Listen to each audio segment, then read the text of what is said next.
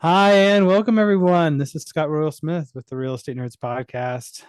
You guys all know me. I am the CEO of Royal Legal Solutions, your one-stop shop for everything asset protection, estate planning, tax insurance, and newly into helping people with the strategy around their investments. The idea is to be able to help you accelerate your path to financial freedom through proven systems, processes, and investing strategies, all under one roof.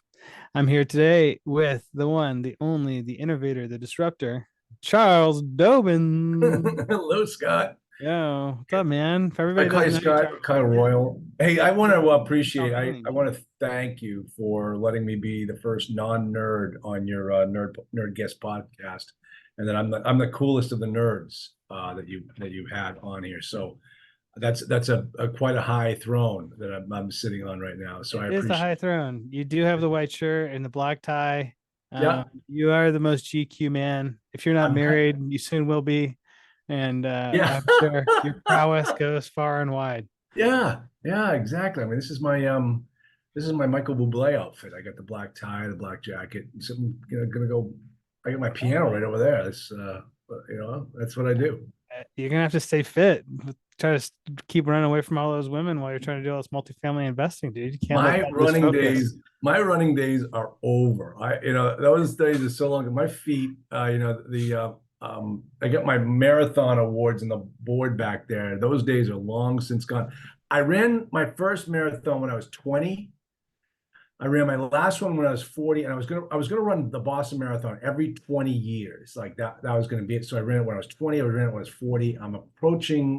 I'll tell you, I'm approaching 60, but I tell everyone I'm 72. But I'm approaching 60, and there is no way I couldn't walk 2 miles, let alone run 26. My feet are shot. I have the feet of a 92-year-old man because of the all the marathon running. So I Oh do yeah, yeah. You I got do the not recommend. fasciitis, man. Oh no, no, no. I Yeah. have sinus tarsitis, not plantar Oh, fasciitis. Yeah, I walked into my doctor, the podiatrist, because everybody, oh, you gotta go check it out. You got plantar fasciitis. I said, I don't have plantar fasciitis. So I went on, did the old self-diagnosis on the internet, and came up with my diagnosis. Walked in the doctor's office, and he said, "So what are you here for?" I said, "I have sinus tarsitis, and I'm here for you to tell me what to do." He goes, "Okay, get up on the table," and he puts his thumb right in the sinus cavity of my foot, and I launch off the table. He goes, "Yep, you got sinus tarsitis." And then he gave me what are they, like orthotic. Best thing ever. best thing I ever, huh? Oh my gosh, I'm I I'm danced. curious, Charles. How much of your net worth would you trade, like on a percentage basis, right now, to like not have any of these medical problems? Okay, great question. Because there are so many times I was standing in line and I'm just like rocking back and forth. And the guy's looking at me like, what did you? I said, I'm sorry, but my feet feel really, really good for the first time in years.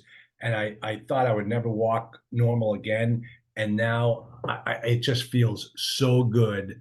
You're absolutely right. You look at things differently. When you see somebody parking in a handicapped spot and they get out and what's their handicap? What's that? You never judge anybody anymore once you've had medical issues because it's the worst thing that can go. Yep. Yeah. The- Would you like? oh, Would you give half of it up? You think oh, if it was like if I could just solve my if I go back to running, go back to living healthy, doing the things I want to do, like would you give half of it up, three-fourths of it up, you know 10% that up? that reminds me of what the richest man on The Simpsons once said. Mr. Burns? Are you talking Mr. Burns? Yeah, about his wealth. Yeah. I'd give it all away for just a little bit more. He Yeah, said man. exactly. Well, there's it's always like that thing, right? It's about like, it's the wealth that we want to create, right? But then it's also, what's the quality of the lifestyle that we have, and Yeah, like if you as you're like I love your story and because it's really just underscores the fact of how quickly can it go, and then all of yeah, a sudden it's just one day you're just like, oh, that's gone, yeah. and then wow, and then once it's gone, it can be a whole son of a gun to be able to get it back. And that's what you Yeah. spend the first part of your life making a bunch of money, and then the second part of your life spending all that money to get back to the health that you had in the first part of your life that Yes. you spend all the money again to. So it's really important, I think, for us to all watch out for that. But I I know was right now you're helping me people make a bunch of money with like multifamily investing and doing a lot of cool stuff, man. So I yeah, wonder if you'll tell us like a little bit about that, of like all the different ways you're helping people and how you're helping people get to uh, financial freedom. absolutely. But before I do, I just got to tell you that I was thinking the other day, I was like, wow, the older I get, the more it feels like I'm in someone else's body because it feels like my body is just not like it used to be. And it's just changing as you get older. And then, you talk about how fast it goes. I stopped by my country club the other day for dinner and the parking lot was packed. And I said, wow, what's going on here tonight? Oh, we're having a bereavement ceremony. I said, oh, wow, who died? He goes, this member passed away. I said, oh, I don't recognize the name. And I said, how old was he? He said, 51. And I said, you're kidding me. He goes, no, he was out putting up his Christmas tree lights. And his wife came out an hour later and found him dead on the ground.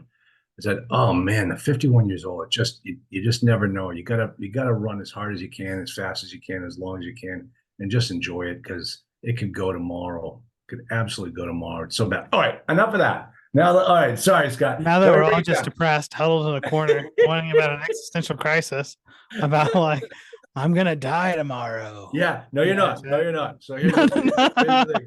No, I already checked. No, you're good. You're good for a little while. I'm not going to tell you how much Woo, longer. let's party then, baby. I'm gonna live for Exactly. forever. Exactly. So yeah, I got into multifamily years ago, back before the last crash. I did it very, very well. And I owned over 1,000 apartments. And then the market crashed and everyone's life changed, including mine. I kept some of my properties. I had to give some back to the banks. And I came through it. We're actually started practicing law again and representing some of my clients who were losing their properties. And I looked at these deals, and they thought, oh, I was going to make millions on this property. And I thought to myself, I don't care what the economy would have done. You were never going to do what you thought you were going to do. You've been trained the wrong way in multifamily, and that really bothered me. And so I decided, I might be better off, uh, you know, teaching these people the right way to own and operate properties. And so since that time, I've been, my coaching consulting practice has been focused strictly on multifamily investors and helping them, build a great portfolio and become that owner of property that leaves a legacy for their families. And I've watched, here we are going through another multifamily or real estate crisis. I saw this one coming. It was exactly like the one before, but not exactly like the one before. But I can just see all those people that got in for the wrong reasons are going to lose their shirts, and my students aren't. So that's made me feel very good, and that's part of my disruptor reputation is we don't do things like everybody else.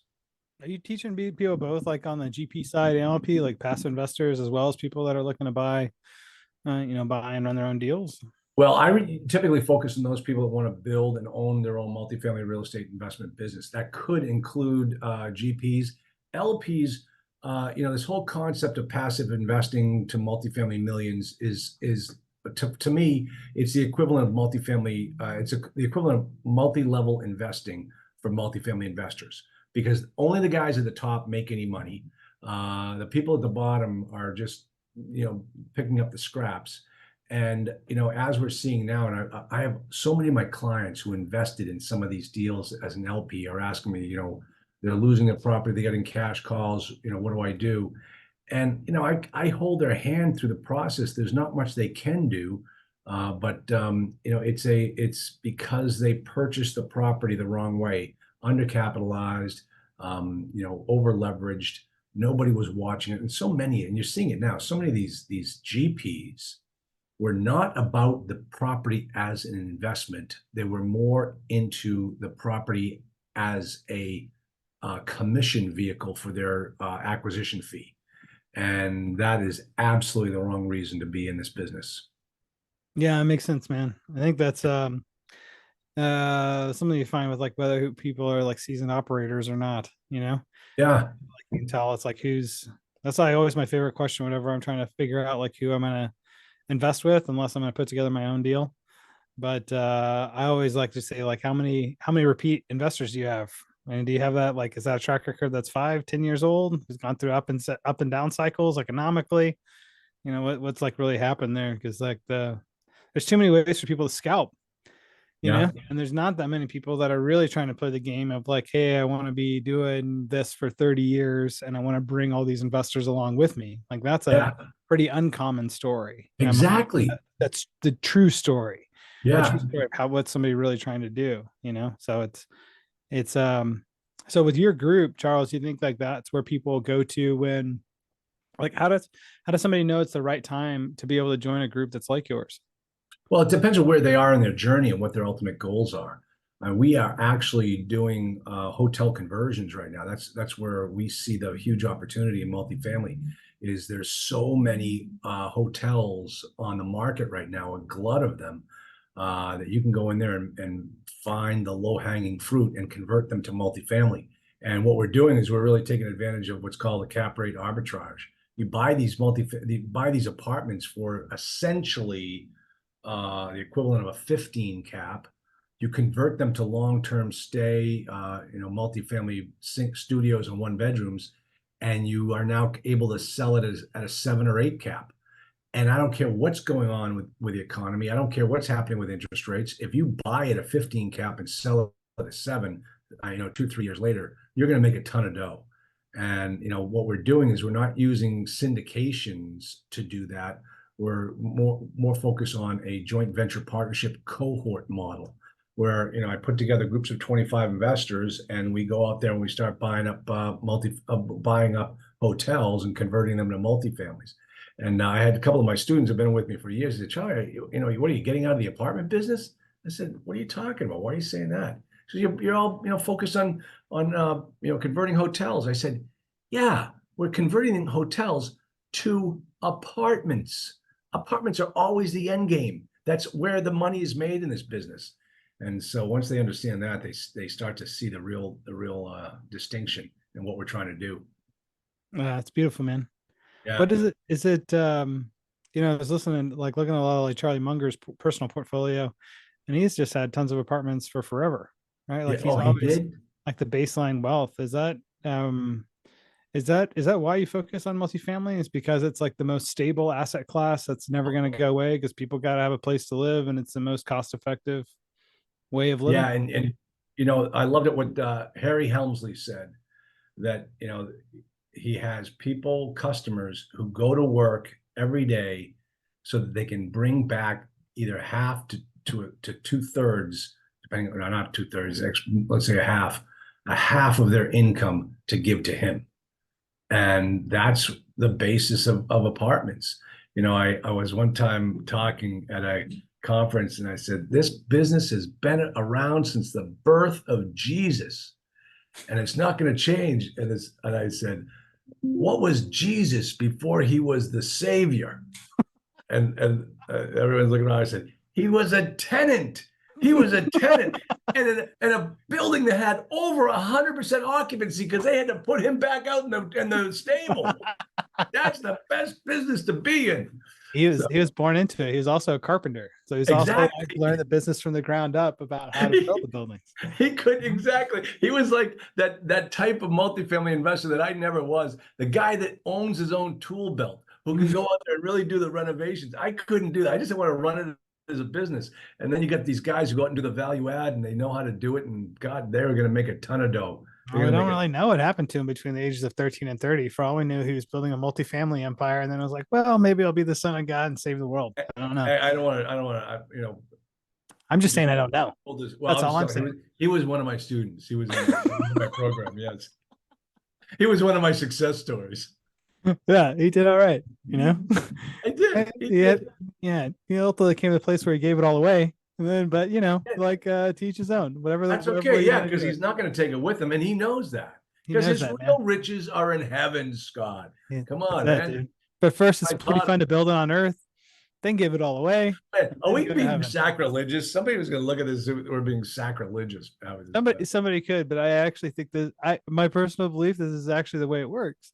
Yeah. Like I think that actually I believe that what ends up really happening is that you're born into the world that's inside of like an economic system. You're taught from a young age that says money and all of these things are really important and you need all this stuff to feel safe. And then at some point in your journey, you may come across the experience that says, actually, there's no amount of money, there's no amount of assets that are actually going to make me feel totally safe.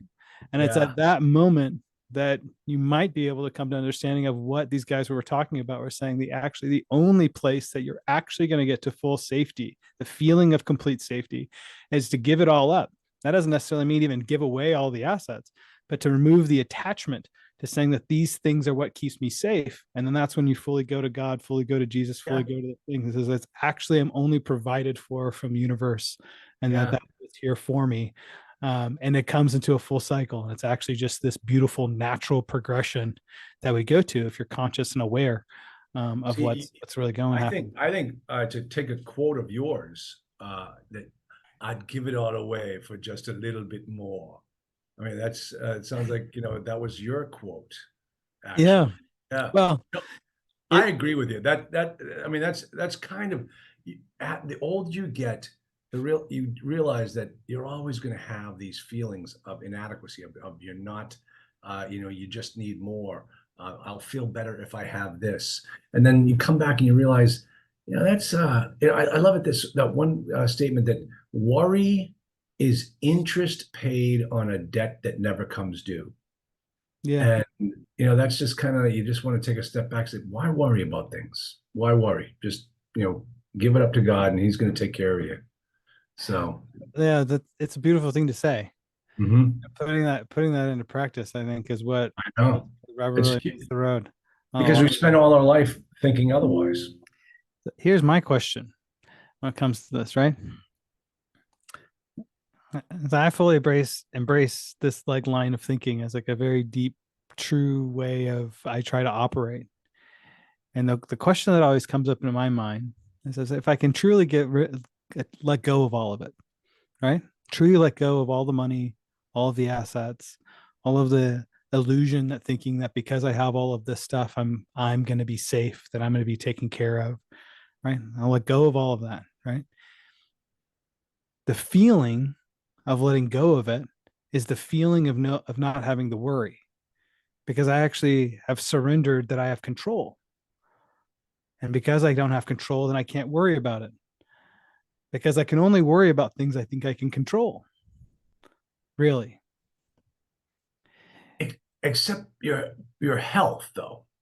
That's always a big worry. And people feel they can't control it. Unless you can let go of your life to say, I actually can't control my health. My health just happens. Now, there's Yeah. things I can do. I can go place bids on apartments to go buy them. I can eat more vegetables. But because I eat vegetables, does that mean I'm going to be healthy?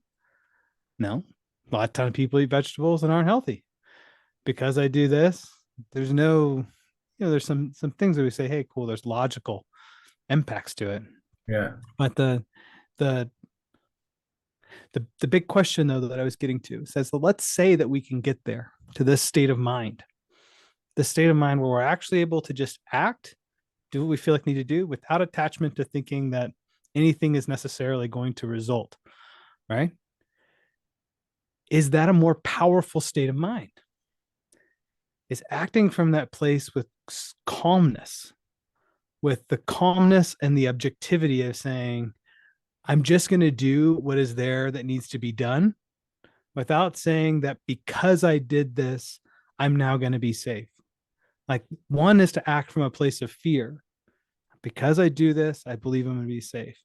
Another is to say, I only sit here and do this because I feel like it needs to be done, or it feels like I want to do it. But without any attachment to saying that, like, well, I got to eat this vegetable because if I don't, then I'm going to have cancer. Or I got to like be hunting down all of these deals and doing all this business because if I don't, I'm going to be broke. I'm going to be in a horrible old folks home. I'm going to be out on the street. Or I got to find a partner. Otherwise, I'm going to be afraid of being alone. And all of these fears pull us into acting instead of coming to the other place of, can I let it all go? And then just simply sit here in this moment now, say, what is there that needs to be done? Am I a more powerful person if I can get there? Wow, man. Wow. And I wasn't expecting this kind of podcast. I didn't expect it either. It just kind of Yeah. came up. Wow. All right. Yeah. Jeez. It's the kind of question I just like to throw it out there every now and again because it gets me thinking that even though I'm still active in doing the businesses and doing the investments, that's only one side of the equation, isn't it? Isn't the other side of the equation how we feel inside?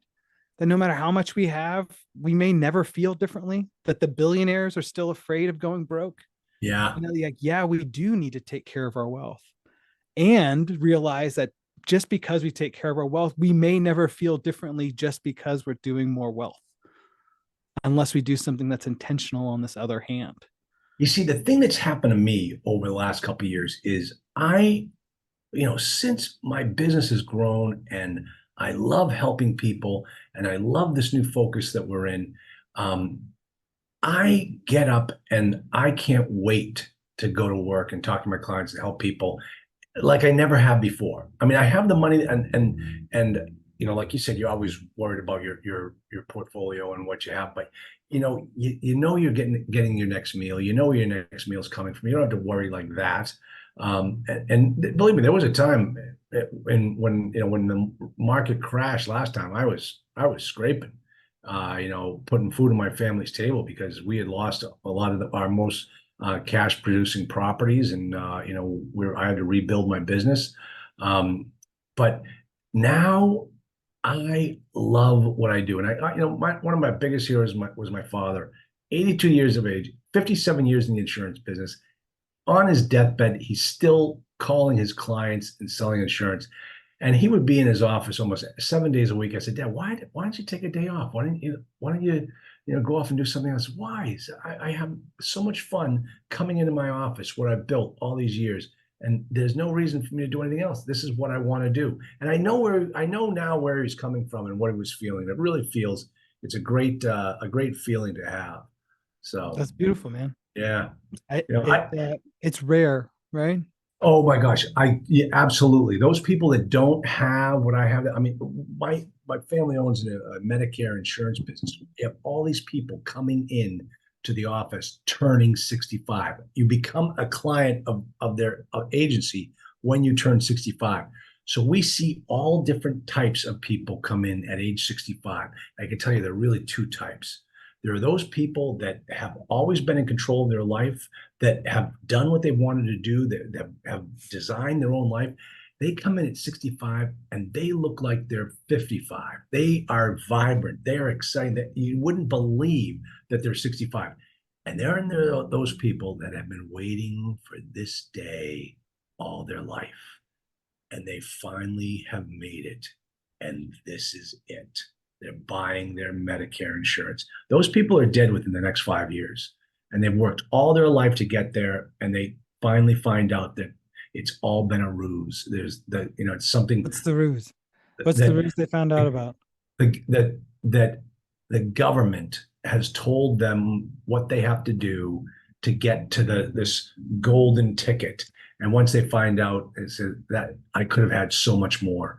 And the people that don't follow that plan, that want to build and design their own life, those are the people that really, they're the ones that are thorough. Like, when my dad passed away, the doctors came in and said, "Sorry, Lenny, there's nothing more we can do for you. You got about 24 hours left to live." And he goes, "Darn it, I just wanted 10 more years."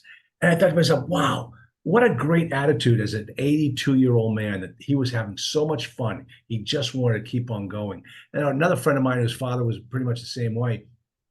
When he was dying, like his dying words were, "I don't want to die. I don't want to die." I mean, can you imagine at that age? And this guy was almost 90. Just, they just want to keep on going because they've built such a great life for themselves. And that's the type of life I want to lead.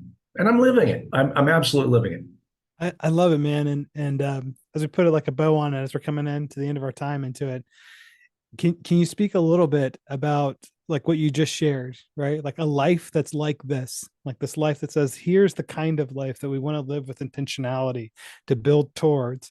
And how does that relate into what it is, how we're treating this thing called like our assets and our wealth and the communities that we belong to that help us grow them? Yeah.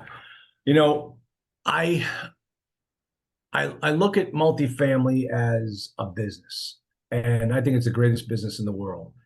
And it allows you to do things that you will never be able to do if you're working for someone else. And it's truly one of those businesses where you give me, you work hard for the next 5 years and you will live a life like no other for the next 50 years. And that's truly what multifamily is all about. I speak to my successful students, and I have lots of them. I'm so happy the level of success of the people that have been students of mine, that you see the type of life that they're living right now, and it's exactly what they dreamt of having when they started working with me. And it's exactly the dream that everyone that comes to me wants to have. And the only difference is that some people work hard for 5 years and some don't even get out of the gate. And that's the difference between these two types of people. And you got to have that vision that you can live that great life. And that's what they do. And you can come to me at any time. One of my biggest heroes is Colonel Sanders, and how he, at age 65, lost everything and had no choice but to get out there and knock on doors. He knocked on 1,000 doors before he made his first sale. And it was off to the races after that. And he was 65 years old. So yeah, I love what I do. I love my business. I love my clients, my students. And man, my job is just to help these people get to that level. And then for people that want to connect with you, Charles, and learn from you, what's the best thing for them to do? Go to my website, multifamilyos.com. That's based multifamily operating system. I teach people how to build the business of multifamily. Multifamilyos.com. Just sign up for my classes, all my free stuff, and then if you want to work with me, I'll get my staff in touch with you, and we'll work together. It's awesome. And everybody, go to Charles's website, sign up for his stuff, and start taking some of the free classes at least. But I highly recommend that you just start taking action now. I've known Charles for a lot of years here, and known him to still be a player that's always like consistently in the game with real students, really like making it happen for people, right? So it's these are rare gems of people to find that are operating at this kind of like level, and I highly recommend that you take some action now, right now. That's at least the very first step of being able to, because that's the difference. If you want life to be able to have to kick you in the head before you're going to take action, it'll kick you in the head, and then you'll have to take action from being after getting kicked in the head. Or you can choose to take action now and be able to avoid likely a lot of the pain that's in there. So there's no escaping having to do the work. So just get up, operate with intention, do the work, take the small actions that you can today. First ones, I would say, if you're interested in this multifamily space, is going to Charles's website and being able to take advantage of what he has there. And I'd love to have you. Absolutely. Cool. Thanks, Charles. Appreciate Thanks, man. You too.